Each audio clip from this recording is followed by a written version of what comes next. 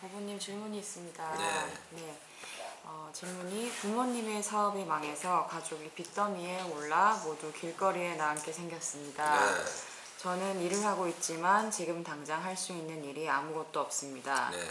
이런 상황에 제가 무엇을 어떻게 해야 합니까? 좋네요. 아주 정말 현실이네요. 그죠? 뭐 저도 정말 젊은 시절을 겪으면서 참 많이 당황했었던 장면들이 떠오르네요. 아버지의 사업이 부도가 났을 때 그때 아마 그런 장면을 겪은 분들이 많을 거예요. 지금 현재도 겪고 있는 분들이 많을 거고요.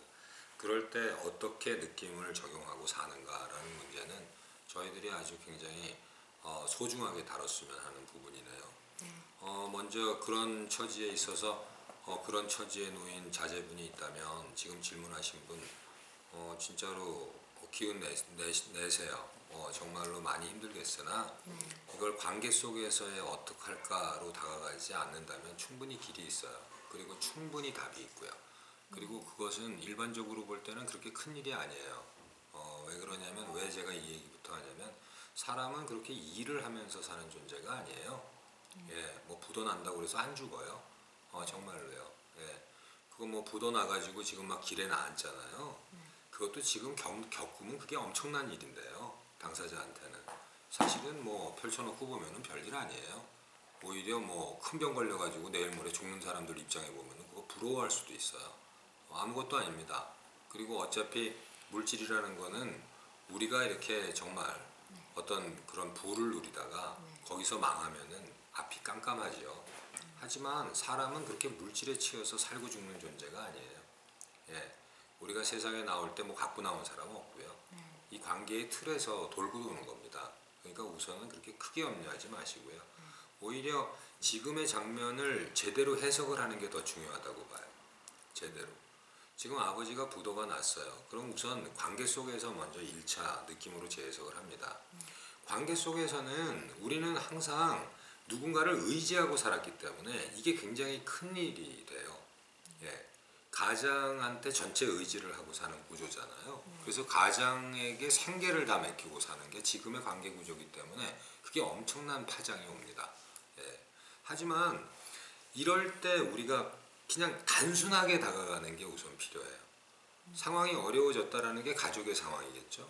거기에서 가족의 상황이라면 어렵게 볼 게 없어요. 이런 거예요.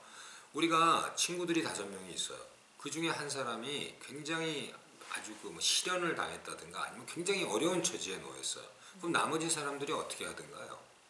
가서 위로해주고 달래주고 도와주죠. 네, 그렇게 위로해주고 달래주는 거를 말을 표현을 바꾸면 그 힘든 사람이 있을 때 그 직접 당사자가 아닌 사람들이 기운을 내주면 되죠. 네. 그렇지 않나요? 네. 예, 그 힘든 거에 우리가 동의를 하니까 같이 다 힘들어지잖아요. 힘든 당사자는 부도가 난 당사자입니다. 그러면 나머지 식구들은 객관적으로 부도 난 게 아니에요. 나는 지금 직장에 다니고 있다며요. 그죠? 나는 부도 나지 않았어요. 예, 그러면 내가 사는 만큼 더 왕성해질 시기를 맞이한 것 뿐이에요. 예, 여태까지 오히려 아버지에 의존하고 살았다면 이건 찬스라. 이거야말로 둘도 없는 찬스예요. 아버지가 어려운 지경이 됐으니 이제 내가 할 역할이 생긴 거라. 마치 그것이 고정된 틀이 아니잖아요. 그죠? 아버지는 아버지가 가장으로서 뭐 죽을 때까지 그러면 나를 먹여 살려주는 위치에 있어야 되나?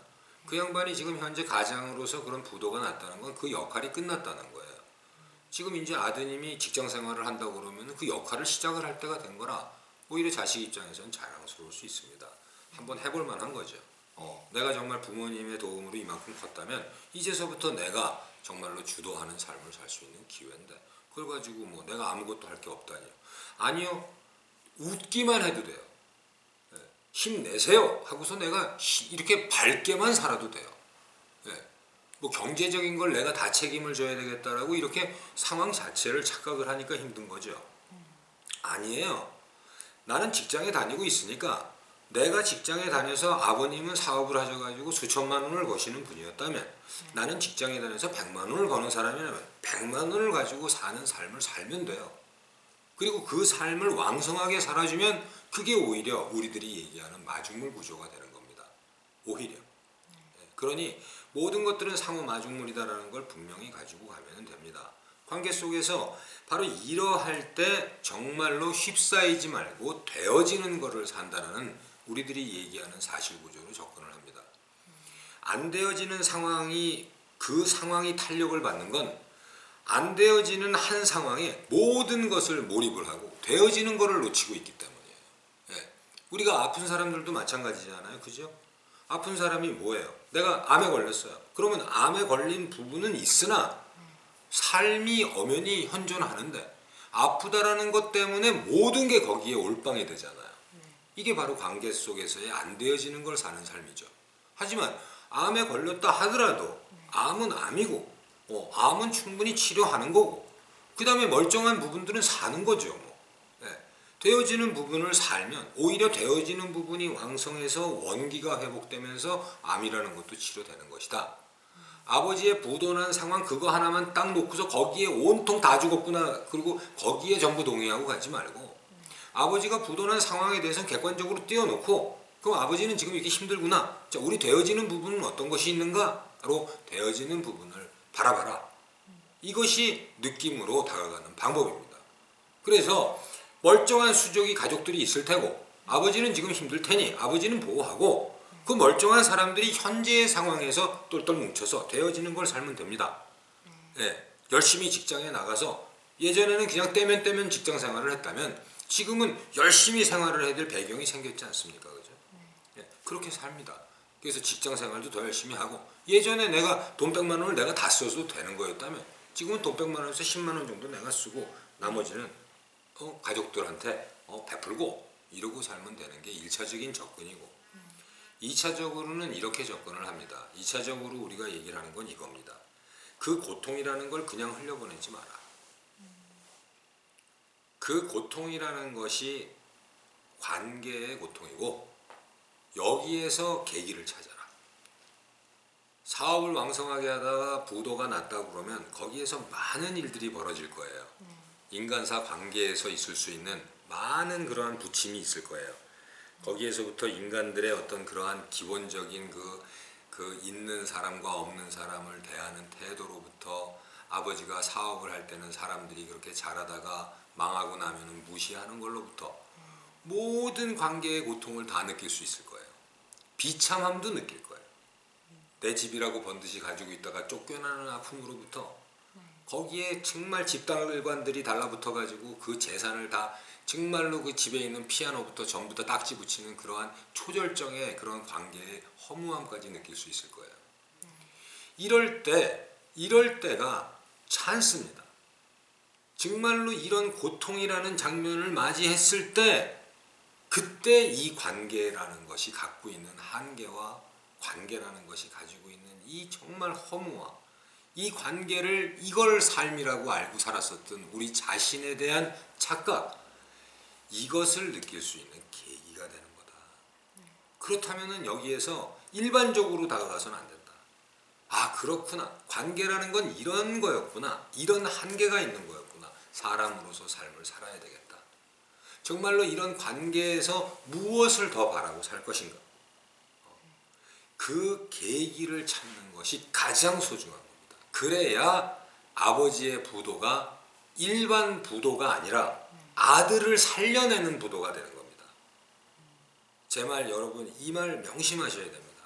아버지가 부도가 나서 그 큰 고통을 가졌었음에도 불구하고 자제가 아드님이 그걸 배경으로 내가 사람으로 쓸 수 있는 그러한 역할로 그것을 받아들였다면 아버지의 부도는 부처님이 부도를 낸 것과 같은 게 되는 겁니다. 아무 의미 없는 부도가 아니라 사람을 살리는 배경으로서의 역할을 하게 만드는 겁니다. 그 아버지만이 해줄 수 있는 게 돼버리는 거죠.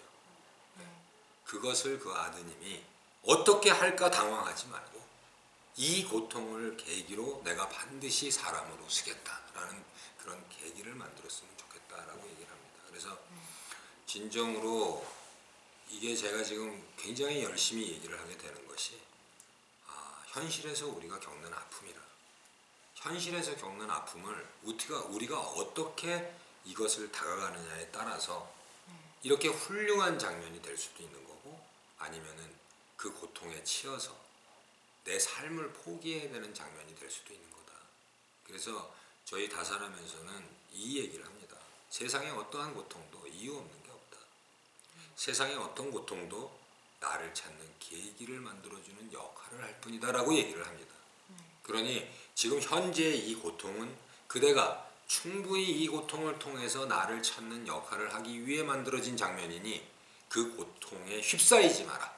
그 고통을 반드시 배경으로 삼아라.